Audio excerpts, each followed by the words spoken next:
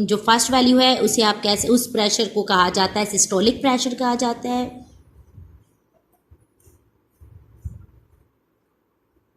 और second value को diastolic कहा जा सकता है।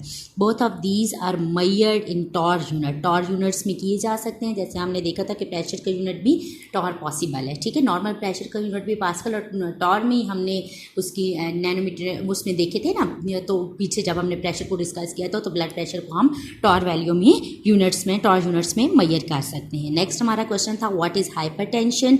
हाइपरटेंशन क्या होता है बेटा? ये एक ऐसी डिजीज़ है जो हाई ब्लड प्रेशर की वजह से होगी, और इसमें जो ब्लड प्रेशर की लिमिट है वो एक्सीड कर जाएगी नॉर्मल लिमिट से, और इसका आप कह सकते हैं कि इसके इफ़ेक्ट्स क्या हैं। हाइपरटेंशन की कंडीशन अगर बहुत ज़्यादा सीरियस हो जाए तो हार्ट अटैक या फिर पैरालाइज कंडीशंस पॉसिबल हैं। बाय लॉ नेक्स्ट हमारे पेज नंबर 80 पे कुछ एग्जांपल्स दी हुई हैं, और ये एग्जांपल्स बॉयल लॉ से रिलेट कर रही हैं। चलें देख लेते हैं एग्जांपल क्या है।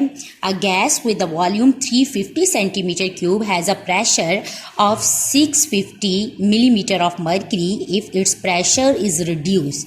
इट मीन्स डैट के फर्स्ट लाइन में जो हमारा गिवन डाटा है वहाँ पे हमें V1 दिया हुआ है, यानी वॉल्यूम B मेजर है दिया हुआ है, और साथ में प्रेशर P1 भी गिवन है। नेक्स्ट स्टेटमेंट हम देखते हैं, if it's pressure is reduce, अगर प्रेशर जो है वो रिड्यूस कर दिया जाए, कहाँ से रिड्यूस किया जाए, 650 टू 325 पे, then what is the volume of this case. इस वॉल्यूम में हमारा V2 क्या बनेगा? हम बॉयल लॉ इस पे अप्लाई करेंगे, P1 V1 equal to P2 V2 हमारी, ठीक है। तो आप देख सकते हैं कि P1 V1 equal to P2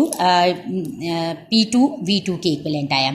यहाँ से हमने V2 को इधर ही रहने दिया, और ये सारा P2 यहाँ से इसके इस वाली स्टेटमेंट के नीचे ले आया, तो हमारे पास V2 के अकॉर्डिंग जो है वो फार्मूला सेट हो गया है। सारी वैल्यूज़ हमने पुट की हैं, तो हमें पता चला है कि वॉल्यूम कितना हो गया है, 700 सेंटीमीटर क्यूब। पहले वॉल्यूम कितना था, 350 सेंटीमीटर क्यूब था, तो 350 से हमारे पास ये 700 सेंटीमीटर क्यूब हो गया है। तो इसी का क्या मतलब हुआ कि बॉयल लॉ ने क्या कहा था, when we increase the pressure, जब हम प्रेशर को इंक्रीज करते हैं तो volume of a gas reduce हो जाता है, ठीक है, रिड्यूस होगा।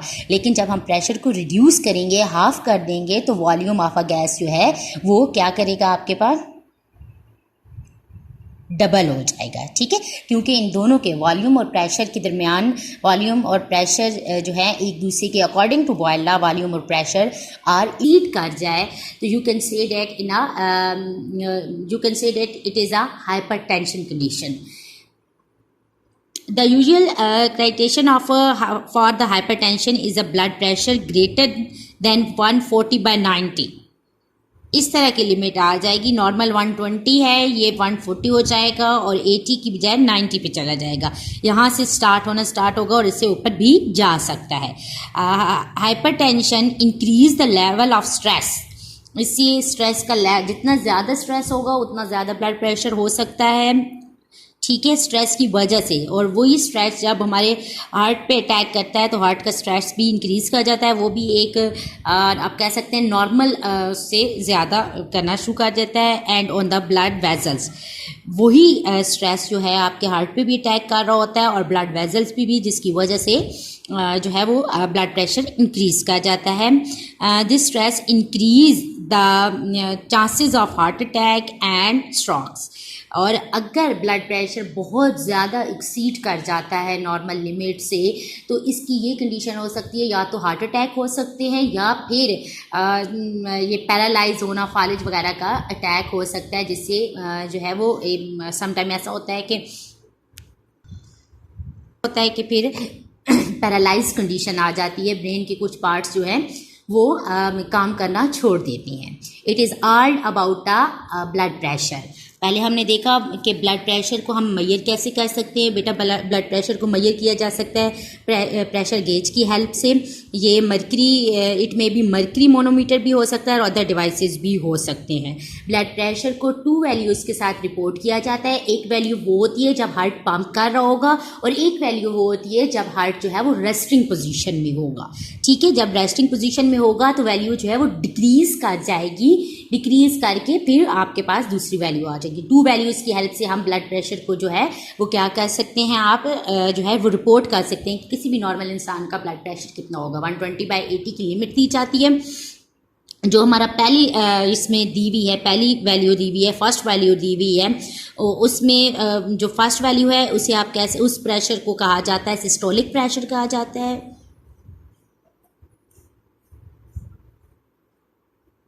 और सेकंड वैल्यू को डायस्टोलिक कहा जा सकता है। Both of these are measured in torr unit, torr units में किए जा सकते हैं। जैसे हमने देखा था कि प्रेशर का यूनिट भी टॉर पॉसिबल है, ठीक है। नॉर्मल प्रेशर का यूनिट भी पास्कल और टॉर में ही हमने उसकी नैनोमीटर उसमें देखे थे ना, तो पीछे जब हमने प्रेशर को डिस्कस किया था। तो ब्लड हमारा गिवन डाटा है, वहाँ पे हमें V1 दिया हुआ है, यानी वॉल्यूम B मेजर है दिया हुआ है, और साथ में प्रेशर P1 भी गिवन है।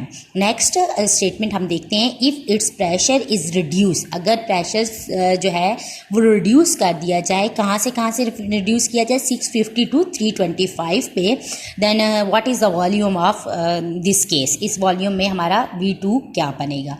हम बॉयल लॉ इस पे अप्लाई करेंगे, P1 V1 equal to P2 V2 हमारी, ठीक है। तो आप देख सकते हैं कि P1 V1 equal to P2 P2 V2 के इक्वलेंट आया। यहाँ से हमने V2 को इधर ही रहने दिया और ये सारा P2 यहाँ से इसके इस वाली स्टेटमेंट के नीचे ले आया है। तो हमारे पास V2 के अकॉर्डिंग जो है वो फार्मूला सेट हो गया है। सारी वैल्यूज़ हमने पुट की हैं, तो हमें पता चला है कि वॉल्यूम कितना हो गया है, 700 सेंटीमीटर क्यूब। पहले वॉल्यूम कितना था, 350 सेंटीमीटर क्यूब था। तो 350 से हमारे पास ये 700 सेंटीमीटर क्यूब हो गया है। तो इसका क्या मतलब हुआ कि बॉयल लॉ ने क्या कहा था, when we increase the pressure, जब हम प्रेशर को इंक्रीज करते हैं तो volume of a gas reduce हो जाता है, ठीक है, रिड्यूस होगा। लेकिन जब हम प्रेशर को रिड्यूस करेंगे, हाफ कर देंगे, तो वॉल्यूम ऑफ अ गैस जो है वो क्या करेगा, आपके पास डबल हो जाएगा, ठीक है। क्योंकि इन दोनों के वॉल्यूम और प्रेशर के दरमियान, वॉल्यूम और प्रेशर जो है एक दूसरे के according to boil law, volume और pressure are inversely related to each other, एक दूसरे के इनवर्स रिलेटेड है, ठीक है। अगर वॉल्यूम इंक्रीज करेगा तो प्रेशर डिक्रीज कर जाएगा, प्रेशर डिक्रीज करेगा तो वॉल्यूम इंक्रीज कर जाएगा।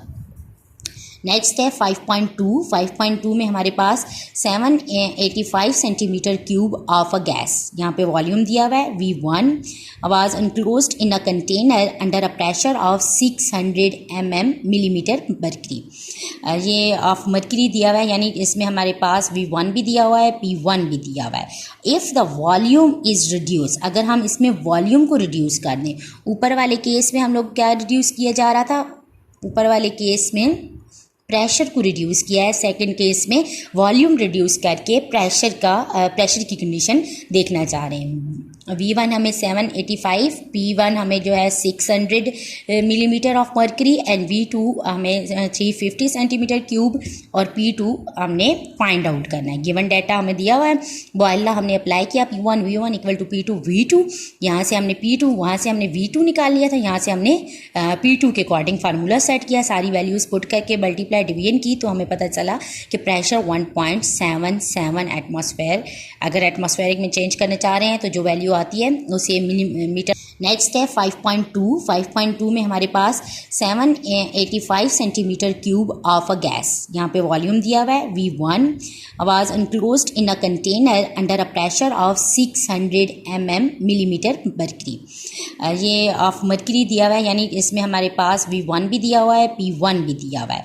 If the volume is reduce, अगर हम इसमें वॉल्यूम को रिड्यूस कर दें, ऊपर वाले केस में हम लोग क्या रिड्यूस किया जा रहा था, ऊपर वाले केस में प्रेशर को रिड्यूस किया है, सेकंड केस में वॉल्यूम रिड्यूस करके प्रेशर की कंडीशन देखना चाह रहे हैं। V1 हमें 785, P1 हमें जो है 600 millimetre of mercury, and V2 हमें 350 सेंटीमीटर क्यूब, और P2 हमने फाइंड आउट करना है। गिवन डाटा हमें दिया हुआ है, बॉयल लॉ हमने अप्लाई किया, P1 V1 equal to P2 V2, यहाँ से हमने P2, वहाँ से हमने V2 निकाल लिया था, यहाँ से हमने P2 के अकॉर्डिंग फार्मूला सेट किया, सारी वैल्यूज़ पुट करके मल्टीप्लाई डिवीजन की, तो हमें पता चला कि प्रेशर 1.77 एटमॉस्फेयर।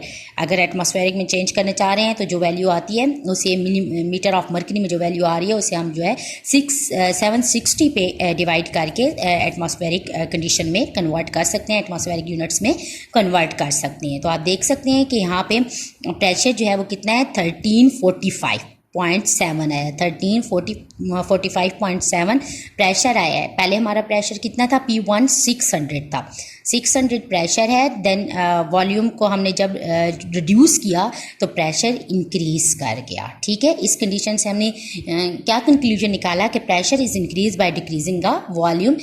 ये फिर अनदर एग्जांपल है जो कि वेरीफाई कर रही है कि volume is inversely proportional to the pressure. ठीक है, वॉल्यूम और pressure both are inversely related to each other, you can say that. Thank you so much. It is all about today lecture.